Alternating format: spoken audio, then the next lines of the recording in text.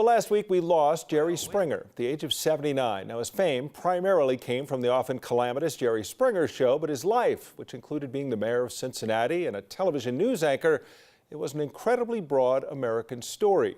Burt Dubrow works right here in our building every day. He's the senior executive producer of Daily Blast Live. You see it right here on Channel 9 every day at 3 o'clock.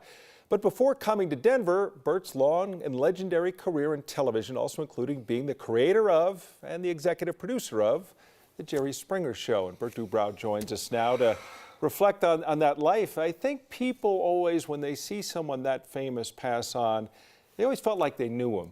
Did you get the feeling that people who saw Jerry Springer on TV knew him?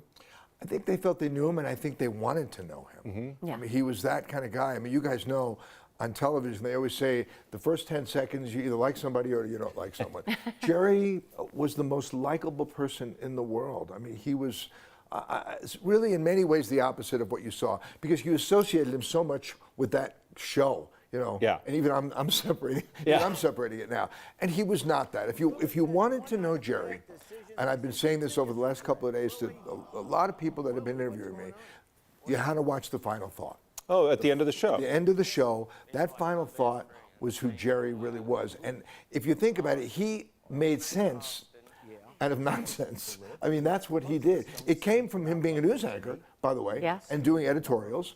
And when we started the show, I said to him, we got to figure out a way to end the show and do it like you do that editorial. And we pretty much said, okay. And I said, what about, we'll just call it like a thought. And we both said final thought, and that's where it came. It made sense out of what at times was, you know, a wild show. Yeah.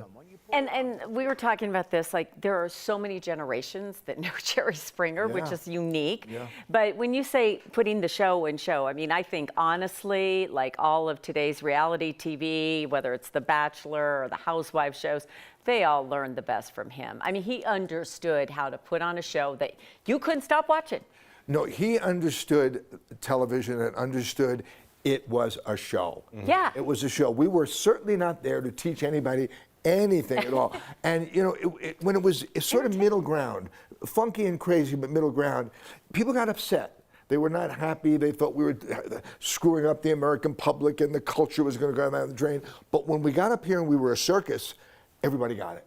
And then they got it. I have to ask you, because he was just here several months ago and seemed healthy, and to your knowledge at that point was entirely healthy. He was. He found out a couple of months ago that he had pancreatic cancer. And Jerry, his wife Mickey, his daughter Katie, private people, very, very private. They kept it to themselves, and then boom, we all learned about it. I respect that, though, because whether you're well-known or not, and watching him on the show, the life he brought to your show was a ton. When he came to DBL, everybody just loved him.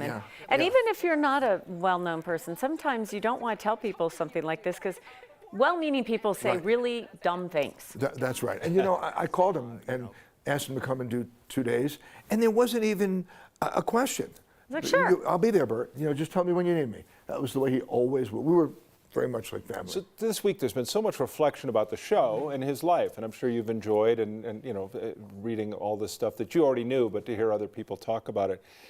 But that show in particular, the 25-plus year ride, but when it started, you couldn't have had any idea. No, when we started it, Phil Donahue, who I hope people remember, gosh, you know, was whispering about retiring. We were all the same company. It was Phil, Sally, which was also Sally Jesse Raphael. Yeah. And he was whispering about retiring. I went to the company and said, I want to do a show with Jerry Springer. They were not happy about that. Really? Because he was an anchor. Right. And the management will not be happy that I'm saying this, but you guys are very important, are very, very important. The boss is here, be careful. Well, news is #1 for a station. So they didn't want to do that.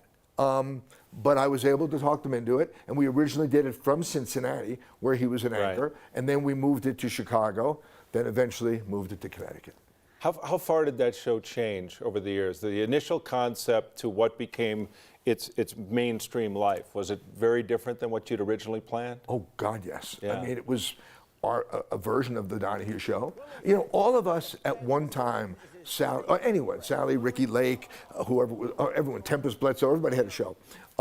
We were all trying to do the Donahue Show. And in reality, none of us really pulled it off. I mean, you know, it's like everybody tried to do the Johnny Carson show. Right. But nobody really pulled it off, but ended up doing their version. We did our version. Certainly the Springer show went into a whole other sphere completely. When you mention those names, though, that show worked because it was Jerry Springer. Yeah. Like you couldn't have done it with someone. I don't think that many other people could have pulled it off, because I think you always saw that little wink in his eye, that he got it and everybody at home knew he got it.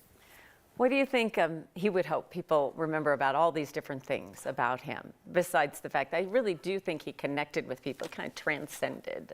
I think he would say, just real quickly, and this I think hopefully answers a little bit of the question. One of the first interviews we did was the Today Show, and we were sitting in a limousine outside in Rockefeller Center, role playing. What if Katie Couric says this? What if she says that? What are you going to say, Jerry? What are you going to do? What are you going to do? And we went over every possible thing. And we get in the studio, and she said to him something to the effect of, you know, well, what do you think of the show? And he said, well, I think it's a stupid show. He said, I would never watch this show. And so the reality is, to answer your question, he embraced it. Yeah. He embraced it. He never apologized for anything. He was honest, and that's who he was on camera. That's who he was off camera. You've told me he had a big heart, too. And you know, some of that comes through on television, but doesn't always. You're busy, you're doing a show or whatever. But your relationship with him, you said he was a big-hearted guy. He was the best. He was the absolute best. He helped people. He gave to charities. Never told anybody, really. Nice. He was very special. Burt, it's good to see you. We always see you around the building, but to get you to come in here and share some of the stories of Jerry's life and your relationship with him, it's nice of you to come. Well, thank you for inviting me. Come down the hall. Thank you. Yes, thank you. Come visit more often. I will. Okay.